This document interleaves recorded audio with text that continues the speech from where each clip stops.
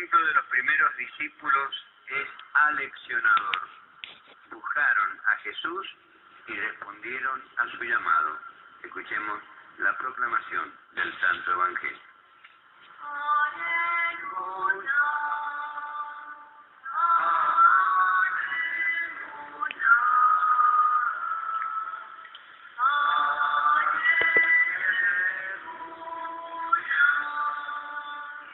Hemos encontrado al Mesías, es decir, al Cristo.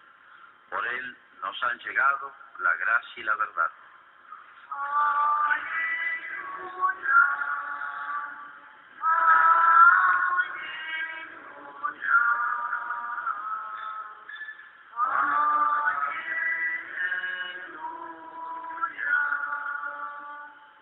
El Señor esté con ustedes. Evangelio de nuestro Señor Jesucristo según San Juan. Estaba Juan Bautista con 2 de sus discípulos y mirando a Jesús que pasaba dijo: Este es el Cordero de Dios. Los 2 discípulos al oírlo hablar así, siguieron a Jesús. Él se dio vuelta y viendo que lo seguían les preguntó: ¿qué quieren? Ellos le respondieron: Rabí, que traducido significa maestro, ¿dónde vives? Vengan y lo verán, les dijo.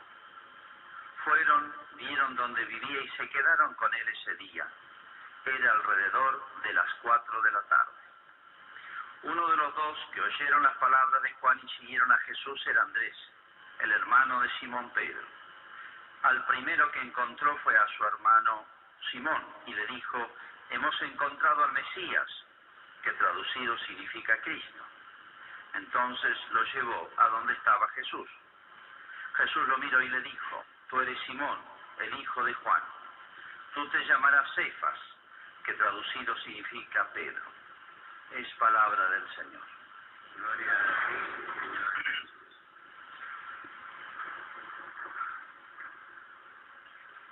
Bien, empezamos con este domingo, lo que se llama tiempo durante el año.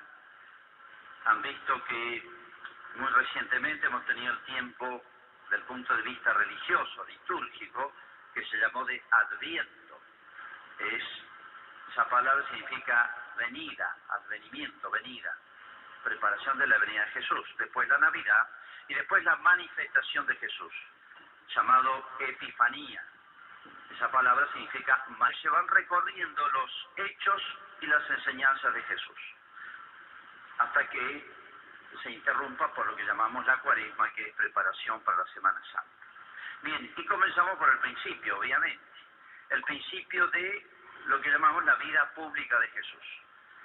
Jesús hizo vida oculta, o sea, pasó desapercibido hasta los 30 años. Probablemente José, su padre adoptivo, había muerto porque ya no aparece más. Después del episodio del templo, cuando Jesús era adolescente, ahí aparece José, pero después ya no aparece más. Y tendría que haber aparecido varias oportunidades, lo cual hace suponer que San José había muerto. De manera que el que se hace cargo del taller de San José ha sido Jesús. Por eso a Jesús se lo considera también obrero. En realidad no es obrero como los obreros de ahora, sino que era una empresa familiar, diríamos hoy, una pequeña empresa familiar, que era taller, que estaban juntos en esa época, de carpintería y herrería. Las 2 cosas se hacían juntas. Bueno, pero vamos a ambientar un poquito este episodio. Apareció un personaje que nos es familiar, que se llama San Juan Bautista. Era primo de Jesús. ¿Por qué? Porque era hijo de Santa Isabel. Ahí conocemos Santa Isabel y Zacarías. Recuerdan ustedes que cuando María visita, era primo segundo, visita a su prima Isabel, dice que el Bautista saltó de gozo, de alegría en su seno y quedó lleno del Espíritu Santo, etc. María era prima de la mamá de San Juan Bautista, de manera que eran parientes muy cercanos. Pero lo importante de este personaje es que era un profeta. Esa palabra, profeta, es una palabra muy importante, muy técnica, significa una cosa muy precisa. Profeta es aquel que habla inspirado por Dios. Es aquel que habla inspirado por Dios. O sea, no hay que ser una persona muy sabia, que haya estudiado mucho, que haya aprendido mucho de otro, o que sea muy perspicaz, etcétera, sino que es una persona, puede ser cualquiera, a quien Dios inspira. El único pueblo que tuvo profeta fue Israel. ¿Por qué? Porque, bueno, los hombres nos equivocamos fácilmente. Por eso, si Dios no le daba esta ayudita a través de los profetas, el pueblo de Israel, que había fundado Dios, el pueblo de Israel que no es como un pueblo cualquiera, sino un pueblo que desde cero lo hizo Dios, con una familia arrancó, la familia de Abraham. 1850 años atrás del episodio que estoy contando, ahí nació el pueblo de Israel. Dios le promete que va a ser un gran pueblo y va a tener una tierra propia. Bueno, y de ese pueblo va a nacer Jesús. Si ese pueblo Dios no lo ayudaba, no lo guiaba, no lo corregía, con estos personajes que aparecían de vez en cuando, que se llamaban los profetas, Israel hubiera sido como la Argentina. Imagínense, si nace Jesús del pueblo argentino o de otro pueblo de hoy, no lo vamos a agarrar, lo hubiéramos tratado peor que Israel. Entonces Dios lo fue guiando, corrigiendo los errores y anunciándole cómo iba a ser este personaje tan extraordinario que iba a ser el Mesías. Que es lo mismo que Cristo. Cristo es en griego y Mesías en lengua hebrea. Bueno, la misión de Israel era que de su pueblo naciera este hombre prometido, hombre y Dios prometido, desde la primera pareja humana, que es Adán y Eva. Así que la misión de Israel es una misión grandiosa y universal para todos los hombres, de todas las razas, de todos los tiempos, hasta el fin del mundo. Cristo es único. Esa es la misión de Israel. Por Juan Bautista es el último y el más grande de los profetas. Es el último porque es el que señala a Cristo no de lejos. Isaías, lo habrán escuchado muchas veces porque siempre lo leemos, aparece en las lecturas. El profeta Isaías, por ejemplo, es de 800 o 900 años antes de Cristo. Y habló muchas cosas de Cristo. Por eso cuando leemos los evangelios a veces dice, para que se cumpla lo que se anunció por los profetas, para que se cumpla lo que se había anunciado, como diciendo esto ya estaba dicho de antemano, para que cuando ocurriera se dieran cuenta. Era una ayuda extraordinaria de Dios. Bueno, Juan Bautista es el último, porque es el que señala a Cristo ahí nomás, es contemporáneo de Cristo, tiene casi la misma edad, y el más grande. ¿Por qué es el más grande de los profetas? Porque es el que lo puede no decir algunas cosas de Cristo, algunos rasgos de Cristo, sino dice, este es. Es más, él lo bautiza a Jesús. No necesitaba el bautismo. Es un gesto como para que lo imitemos, ¿no? Y él muere al mismo tiempo casi que Jesús, ¿no? Como el mártir más cercano a Jesús. Bien. ¿Qué hacían los profetas? ¿Cuál era la misión de los profetas? Digo esto porque Juan Bautista fue muy famoso. Cuando apareció un profeta en Israel, se daban cuenta que era un profeta, les tenían un respeto grandísimo, les tenían un miedo grandísimo, porque los profetas eran un poquito duros. A cada uno le señalaban, o al pueblo de Israel le señalaban sus faltas. ¿Y quién se le animaba a un profeta si hablaba en nombre de Dios? Si hablaba otra persona le podría decir cualquiera, mirá, vos sos peor que yo. Pero si hablaba un profeta no le podían decir, mirá, vos sos igual que yo, peor que yo, porque hablaba en nombre de Dios. Entonces nadie se quiere meter con Dios. Por eso les tenían un grandísimo respeto, pero temor. Este me conoce a mí, o mejor dicho, Dios me conoce y me puede corregir a través de este hombre. Este hombre después va a morir Marte, ¿se acuerdan? Porque le reprochó a Herodes que tenía 2 mujeres y la segunda era prima y se la había robado a su hermano, para colmo, así que había juntado todas. Y le dice, no te es lícito tenerla. Y lo metió preso y después le cortó la cabeza. Por eso los profetas eran muy respetados y temidos, bueno, pero hasta cierto punto, ¿no? Bueno, cuando Juan Bautista, que se hizo famosísimo en Israel, venían de todos lados, porque cuando hacía muchos siglos que no parecía un profeta, hacían más de 200 o 300 años que Israel no aparecía ningún profeta y estaban preocupados. Apareció este hombre, le caían de todos lados. ¿Quién eres tú?, le decían. Vos sos el Cristo, vos sos el profeta, vos sos alguien que resucitó. Estaban todos intrigadísimos con Juan Bautista. Se había hecho más famoso que Jesús a esta altura, de manera que todo el mundo le caía al Bautista. Era el hombre que iba a preparar el camino de Jesús. Por eso cuando el Bautista dice, este es, todo el mundo le hace caso. Y este hombre tan grande, el Bautista, deriva a todos sus discípulos, los que seguían a él, diciendo, miren, yo ahora ya no intereso. Mi misión es señalar a Jesús. Y con mi autoridad de profeta, de hombre inspirado por Dios, les digo que este es, y se acabó. O sea, yo ahora ya no intereso. Fíjense qué humildad, porque a todos los seres humanos nos gusta, bueno, que nuestro yo sea un poco el centro, nuestra opinión, nuestra voluntad, nuestros gustos. A todo el mundo nos gustaría ser famosos, conocidos, reconocidos, ponderados, etcétera, etcétera. Este hombre tan famoso y tan grande, dice esas palabras hermosas más adelante, ahora es preciso que yo desaparezca, o sea que nadie más me siga a mí, y lo sigan a Jesús. Y por eso esta frase, cuando Bautista dice, este es el Cordero de Dios, dice Cordero de Dios. ¿Qué significa eso? Para un judío estas palabras eran muy claras. Corderos eran los que ellos sacrificaban a Dios, se lo ofrecían a Dios. Mataban un cordero como una especie de ofrenda, un regalo para Dios. Cordero de Dios, porque ese iba a ser uno de los títulos de Jesús. Como decimos en la misa, el Cordero de Dios que quita el pecado del mundo. Jesús iba a ser como un cordero que iban a llevar a matar a la cruz. Iba a ocurrir después. Está hasta profetizando la muerte de Jesús. Así lo señala Jesús. Y dice, los dos discípulos que estaban con él, Bautista tenía muchos que lo seguían. Y miren, estos dos, uno lo nombran acá, es Andrés, hermano del famoso Pedro, primer papa. Y el otro no lo nombra, porque es el que escribe esto, el que relata esto, es San Juan. El otro no dice, bueno, el otro soy yo, no dice, porque San Juan es muy humilde. Y él cuenta esto, cuando escribe su evangelio, han pasado 60 y pico de años. Y fíjense, se acuerdan los detalles, eran dos. Lo siguieron a Jesús, caminando, y Jesús se dio vuelta.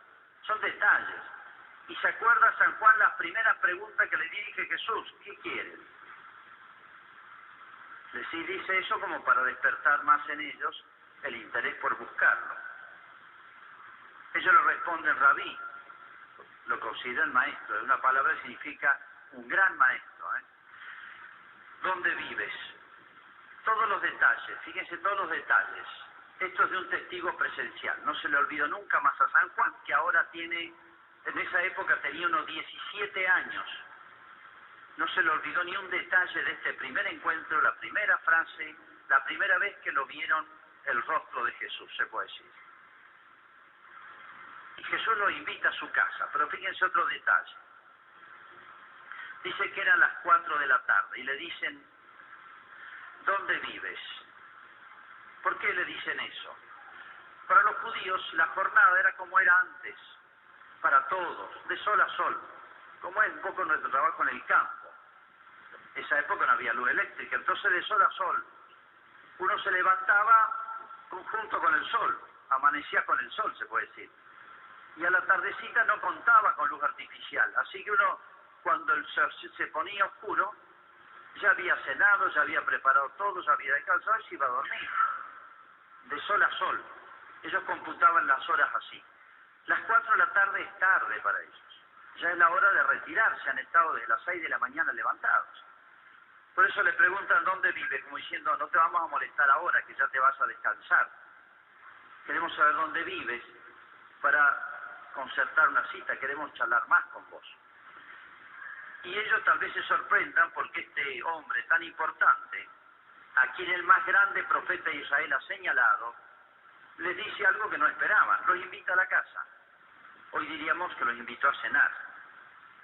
Ellos no le preguntan dónde vives en el sentido para colarse, para que lo invite a cenar y que les dé alojamiento gratis, sino como diciéndole, no te vamos a molestar ahora, queremos en algún momento ir a tu casa a charlar con vos, a conocerte más. Y la sorprendente respuesta de Jesús, vengan y lo verán. Es una frase hermosa esta, que vamos a meditar un poquito hoy. Vengan y lo verán. Por un lado, Jesús tiene 30 años, es joven, piensa una persona de 30 años hoy. Los dos que lo ven, uno tiene 17, que es San Juan, y el otro debe tener 20 y pico, que es Andrés. No era casado. Cualquier persona de esa época, a los 20, 25, se casaba. Era rarísimo que alguien no se casara. Por lo cual hace suponer que más o menos tiene esa edad. Su hermano Pedro ya estaba casado, él no. Dos jóvenes, y Jesús es otro joven. Entonces la primera cuestión que uno tendría que recrear, por así decir, imaginarse, es cómo sería la personalidad de Jesús. Este joven que, estoy hablando de Jesús, joven, que realmente fascinó a todos, y a esa edad no es fácil, porque nadie le cree demasiado a los jóvenes. Un hombre ya de canas, que ha demostrado durante muchos años su vida que es sabio, bueno, su fama está bien ganada. Pero Jesús, ¿con qué arranca si recién lo conocen? Nadie lo conoce a Jesús. Es la primera vez que se presenta en público, o lo presenta, pero lo presenta un profeta, y eso es bastante. Eso es bastante. El currículum de Jesús no es bien conocido todavía, por más que es el Hijo de Dios. Pero la autoridad de Juan el Bautista, el respaldo que tiene, es grandísimo. Este es el Mesías. Y esa palabra mágica, esa palabra extraordinaria, este es el Mesías. Mesías significa el que la humanidad esperaba desde hace siglos. Bueno, fíjense la palabra de Jesús, esta invitación de Jesús, son dos palabras, pero tan significativas. Vengan y lo verán. ¿Por qué dice eso Jesús? En primer lugar, supera lo que ellos piensan. Ellos no aspiran más que a charlar un ratito con él. Y Jesús lo invita a la casa como diciendo, les dedico todo el tiempo que ustedes quieran. Qué impacto de este hombre tan grande, como era Jesús, tan carismático, lo que habrá sido la personalidad de Jesús, su voz, su gesto, su mirada. Una persona es todo eso. Y mucho más, ¿no? O sea, vengan a charlar conmigo, les dedico tiempo. Que este hombre, el Mesías, le dedique tiempo a estos dos jóvenes, realmente es admirable. Vengan y lo verán. Y yo creo que les dice también por otra cosa. Cuando apareció el Bautista, todo el mundo estaba intrigado. ¿Quién es este hombre? Y le preguntan, vos sos esto, vos sos lo otro, vos sos aquello. Tiene que estar aclarando. El ser humano tiene una capacidad de, yo no sé si de inventiva, de mala fe, enorme. ¿Cuántas veces, fíjense, se corren cosas que no son ciertas? Se corren, dice la gente que, uno ha escuchado y todos nosotros tenemos esa experiencia, de que cuántas veces a uno se ha equivocado, porque dicen que, y transmitió el dicen que, o todo el mundo dice que. Uno no sabe si es mala fe o es un error humano simplemente. Pero bueno, apenas resucitó Jesús, decían que habían robado el cuerpo. Y esa calumnia duró más de 100 años. Uno se le ocurrió decir, o no sé quién, robaron el cuerpo y lo escondieron. Y eso duró más de 100 años. Y uno dice, pero si están todos los testigos que lo vieron resucitado. Han visto eso, dicen que y queda. Miente, que algo queda, dice un refrán. Y así, el cristianismo tuvo muchas calumnias. Si a Jesús lo trataron de todo, y lo veían ahí. Y bueno, la gente diría, che, dicen que este tal Jesús está endiablado, tiene un demonio. Y se corrió esa. En la vida de Jesús tiene un demonio. Dicen que. Digo, y pasa. Y pasa en la familia, y pasa en la sociedad, y pasa en un pueblito peor, pueblo chico, infierno grande, por el famoso dicen que. Hay un juego de los jóvenes que se llama el teléfono descompuesto. Pregúntenle a los chicos cómo es. Bueno, la sociedad humana es eso, y con las cosas de Dios más todavía. ¿Por qué? Porque mete la cola el diablo, mucho. A los apóstoles los acusaron de borracho, los acusaron de todo, a Jesús también, que estaba loco, dicen que está loco, dicen que tiene un demonio, dicen que ha hecho un pacto con el demonio, por eso tiene poder de hacer milagros, dicen que. Acá, por decir un solo ejemplo, me he encontrado con muchos chicos grandes sin bautizar, uno de casualidad los encuentra, ¿por qué no bautizaste? No, dicen que acá no bautizan a los hijos de mamá soltera, o cuando los papás no están casados. Dicen que, pero vos le preguntaste a un sacerdote, no, pero me dijeron, dicen que, y me lo siguen diciendo, y le he dedicado programas de radio a explicar eso, y lo hemos dicho de mil maneras. Nunca dejamos de bautizar un hijo de una mamá soltera o de un papá o matrimonios que no están casados por la iglesia, los papás. Pero dicen que, y hay mucha gente que no bautiza por eso. Cuando hacemos misiones y se va casa por casa, no con el cura, si va el cura no, con el cura se calla todo el mundo y todos son más santos que el cura. Pero bueno, pero si va otra persona, un laico, ahí sí se deschaban, se destapan, se puede decir, y cuentan todo. Y tienen cada idea de la iglesia, de Cristo, del cura, de todo, aunque vivan a 50 metros. ¿Por qué? Y dicen que. Somos así los seres humanos, desde siempre. Por eso Jesús dice, vengan y vean. O sea, no se dejen de llevar, no se les ocurra dejarse llevar por lo que dice la gente. La gente va a decir todo de Jesús. Va a decir de todo de Jesús. Miren, si lo crucificaron y perdió las 3 elecciones que hicieron, ¿se acuerdan? Vengan y vean, como diciendo, compénsanse ustedes. No hay cosa mejor que el contacto directo. Por eso uno les dice, cuando alguien en un asado, en una reunión de familia, dicen que la iglesia, dicen que los tesoros del Vaticano, miren, va a llegar el fin del mundo. Yo no soy profeta, claro. Pero va a llegar el fin del mundo y en el mundo se va a seguir diciendo los tesoros del Vaticano, los tesoros del Vaticano. No hay manera de sacar esa dicen que del mundo. Les aseguro, yo no sé si va a estar el fin del mundo, ¿no? Porque no sabemos cuánto falta, pero les aseguro que esa va a seguir. Y muchas otras. ¿De dónde sale eso? No sé. Alguien lo comprobó, le mostró, no existe eso. Pero dicen que. Cuando alguien dice que la iglesia, que el cura, que esto, yo siempre les digo a los que van en las casas misionando, vengan a hablar con el cura, venga, tráiganmelo, díganme que voy a la casa, charlamos. ¿Cuántas ideas falsas, mitos? Yo digo, ¿quién inventa todo esto? Y podría contar las cosas más increíbles. Bueno, como diciendo, ustedes convénzanse personalmente. No solamente hablan de la grandeza de Jesús, les dedica tiempo. Eso que a veces somos tan mezquinos para nuestro tiempo. Y de los apóstoles, estos 2 son discípulos por ahora. Los apóstoles son los 12. Luego serán elegidos apóstoles, falta tiempo. Habla también de ellos. Estos hombres son de 100 kilómetros al norte. Tienen su trabajo en el norte, en Galilea. Dejaron todo y vinieron para acá. Tienen mucho mérito para seguirlo al Bautista. Esos buscan aprender más, conocer más, pero nunca creo que han esperado tanto como ser invitados a compartir con Jesús ese día. Luego compartirán mucho tiempo más. Bueno, ese vengan y lo verán. Ver es como decir, compruébenlo ustedes mismos. La vista es de los 5 sentidos, el sentido más humano, que nos da más seguridad de las cosas. Mirá, velo vos. Comprobalo por tus propios ojos. 4 ojos ven más que 2. Siempre decimos, ven, míralo vos mismo, experimentalo vos. Eso es lo que está diciendo. Y bueno, con Jesús y con la iglesia es también lo mismo.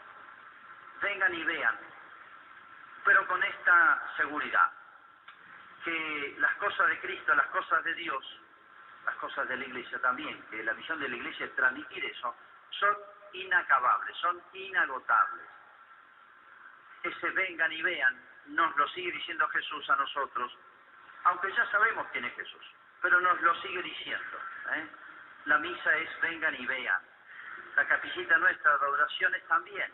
¿Qué es eso? ¿Cómo describir lo que es una capilla de oración perpetua? ¿Cómo describir lo que es un retiro? No se puede. ¿Cómo definir y cómo describir a Jesús? No se puede. Hay que ir y verlo y experimentar. La única manera de conocer en serio las cosas de Dios, las cosas de Cristo, las cosas de la iglesia. Y Cristo, Dios y la iglesia son verdades inagotables. Vamos a hacer ahora nuestra profesión de fe. Creo en un solo Dios, Padre,